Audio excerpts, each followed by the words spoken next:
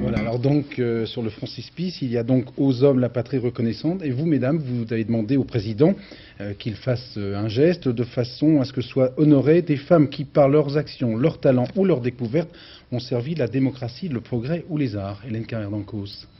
Pourquoi cette initiative? Pourquoi vous trois? Pourquoi nous trois? Je pense parce que cela nous choquait également, j'imagine.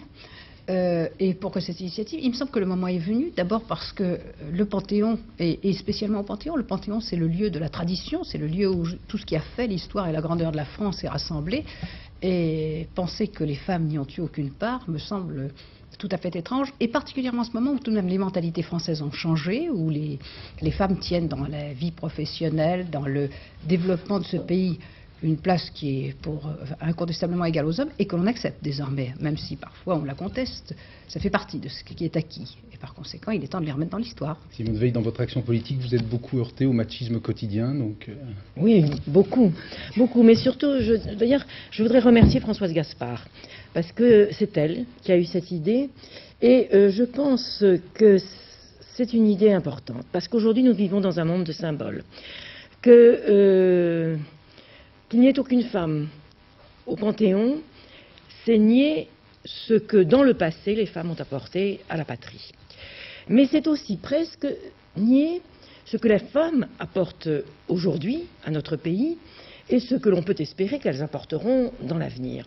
C'est en fait considérer que le monde est fait d'hommes, qu'il y a des femmes qui sont à la maison, qui s'occupent des enfants, qui les font d'ailleurs, ces enfants aussi, mais qu'on n'a pas encore reconnu qu'elles étaient complètement partie prenante de tout ce qui se fait dans le monde, de tout ce qu'est la France, de leur rôle. Il y a eu Jeanne d'Arc, on peut citer de très nombreuses femmes, et elles sont niées. Alors je crois que si le président de la République allait dans le sens que nous souhaitons, et qu'il y ait une femme, elle serait le symbole de la reconnaissance de la réalité des femmes, de leur rôle, de leur existence, et que ça irait beaucoup plus loin qu'une ou deux femmes du passé qui pourraient y être admises. Mais précisément, Françoise Gaspard, comment explique-t-on qu'une personnalité comme par exemple Marie Curie ne soit pas sous la coupole? Il faudrait poser la question aux hommes politiques, au président de la République qui ont décidé du transfert des femmes au Panthéon.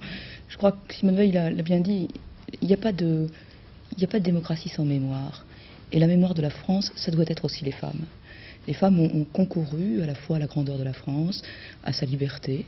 On parle de Marie Curie, mais il y a eu aussi de grandes résistantes, des femmes qui ont laissé leur vie dans le combat pour la liberté de la France. Je crois qu'il serait heureux que le président de la République prenne une initiative de ce type.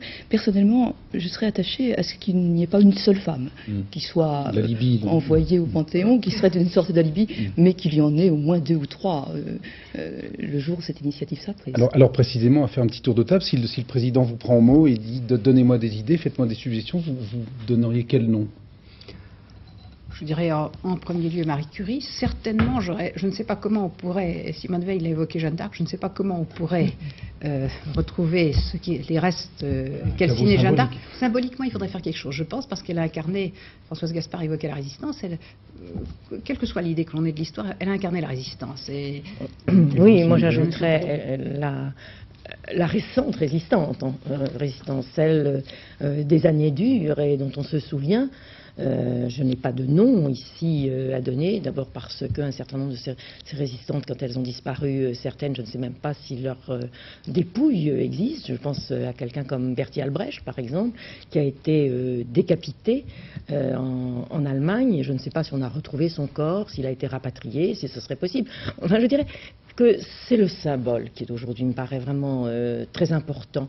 Et justement, par exemple, quand on parle de la résistance, les femmes y ont joué un très très grand rôle, et que quelquefois on l'oublie parce qu'elles sont rentrées chez elles et qu'on parle peu d'elles. Elles sont âgées aujourd'hui, naturellement, et que on a oublié, je crois que les jeunes ont oublié le rôle qu'elles ont joué, et ça a été vrai de tout temps. Sous la Révolution française aussi, les femmes ont joué un rôle important, et que moi je crois que pour les femmes aujourd'hui, pour les jeunes femmes, qui d'ailleurs que je trouve formidable, je veux dire qu'il y a une génération de jeunes femmes que je trouve absolument épatante, et bien je trouve que ça serait pour elles c'est pas qu'elles auraient l'espoir d'aller au Panthéon, c'est pas du tout le problème, mais elles se diraient, on reconnaît notre rôle dans notre pays et ce que nous faisons.